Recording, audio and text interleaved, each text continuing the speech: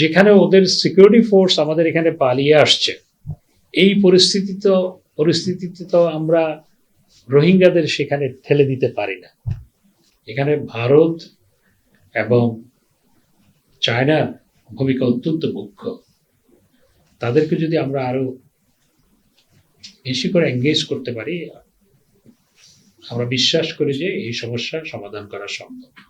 তা আমরা আশা করছি আইসিজের মাধ্যমে একটা আন্তর্জাতিক প্রেশার মায়ানমারের উপর পড়বে, এবং আমরা ক্রমাগতভাবে চেষ্টা করেছি আন্তর্জাতিকভাবে একই সাথে যে সমস্ত দেশের মায়ানমারের উপর প্রভাব আছে তাদেরকে এঙ্গেজ করার।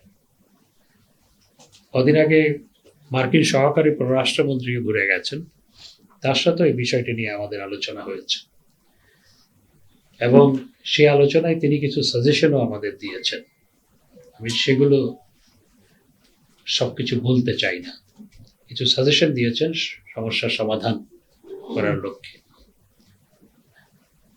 আমাদের যে রিজিওনাল পাওয়ারগুলো সবাইকে, এখানে ভারত এবং চায়নার ভূমিকা অত্যন্ত মুখ্য। তাদেরকে যদি আমরা আরো বেশি করে এঙ্গেজ করতে পারি, আমরা বিশ্বাস করি যে এই সমস্যার সমাধান করা সম্ভব। 40% বেশি গ্লো, বিশ্বের 1 নম্বর গ্লো ক্রিম, নতুন গ্লো এন্ড লাভলি। এবং আমার সাথে সুযোগ হয়েছিল উগান্ডায় মায়ানমারের পররাষ্ট্রমন্ত্রীর সাথে একটি দ্বিপাক্ষিক বৈঠক করার। সেটি জানুয়ারি মাসে, এন্ড অফ জানুয়ারি। এবং আমার কাছে যেটি মনে হয়েছে, তারা আন্তর্জাতিক ক্রিটিসিজম এড়ানোর জন্য তারা অন্তত রোহিঙ্গা রিপ্যাট্রিয়েশন শুরু করতে চায়। আমি অন্তত তার পক্ষ থেকে সেটি তার কথাবার্তা আমার সেটি মনে হয়েছে। কিন্তু এখন যে পরিস্থিতি মায়ানমারের অভ্যন্তরে, রাখাইন স্টেটে, সেখানকার সেনাবাহিনী পালিয়ে আমাদের এখানে আসছে।